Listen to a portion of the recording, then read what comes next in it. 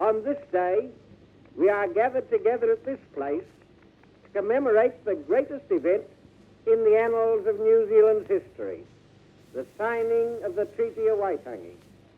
This great document, simple in form, fundamental in application, has stood the test of time in spirit and in letter.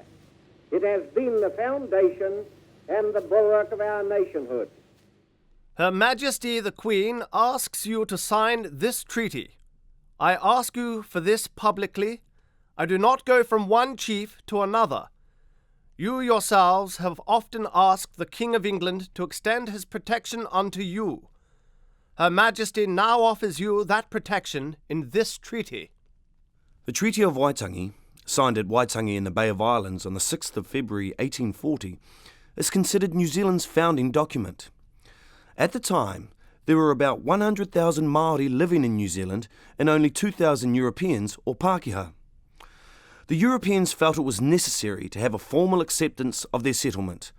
Māori were interested in having European settlers because they provided trading opportunities. On the 5th of February 1840, the day before the treaty was signed, Lieutenant Governor William Hobson explained the purpose of a proposed agreement between the British government and Māori to a large gathering of chiefs assembled at Waitangi. The meeting took place in front of the house of the British resident James Busby. Chiefs from a number of northern tribes had come to Waitangi by canoe and assembled on a clearing near the resident's house. The newly appointed governor, Captain William Hobson, had arrived a week earlier from Sydney. Anglican, Catholic and Wesleyan missionaries also attended, with the Reverend Henry Williams, who spoke Māori, interpreting speeches of the governor and the chiefs. After Hobson had spoken, Williams read out the text of the treaty in Māori. Then the chiefs rose one by one to offer their responses. That evening, they retired to nearby Te Tiriti on the banks of the Waitangi River to continue discussing the document. The next day, the chiefs reassembled in front of the governor's house and 45 of them signed the treaty. Some chose not to.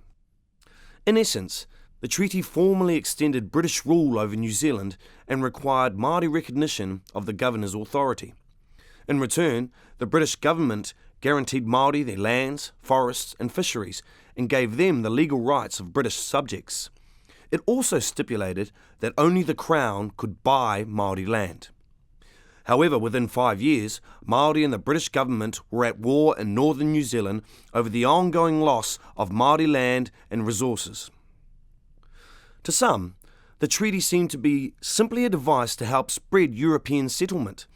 Others argued it was a sincere attempt to create a society that protected Māori interests as well as the Crown's.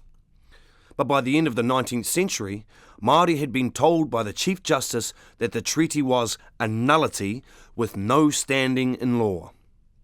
Waitangi, where the treaty negotiations took place, was also ignored. The governor's house lay in disrepair and the treaty itself was so neglected that parts of it were eaten by rats.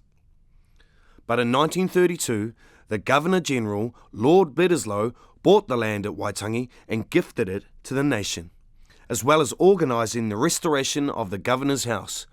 This prompted the construction of a beautiful Māori meeting house nearby.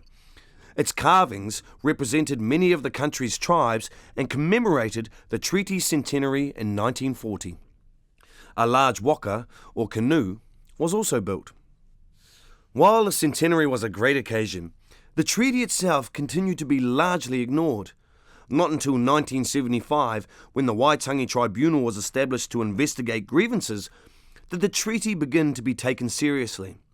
Since then, it has helped determine government policy and is recognised in the law courts. At Waitangi today, the Treaty House and the Flagstaff stand on extensive manicured lawns. The grounds also include the Centennial Meeting House and the Great Waka, which is housed close to the beach where the chiefs landed in 1840. The treaty grounds are now visited by around 180,000 people a year. On Waitangi Day itself, the 6th of February, large numbers attend the celebrations.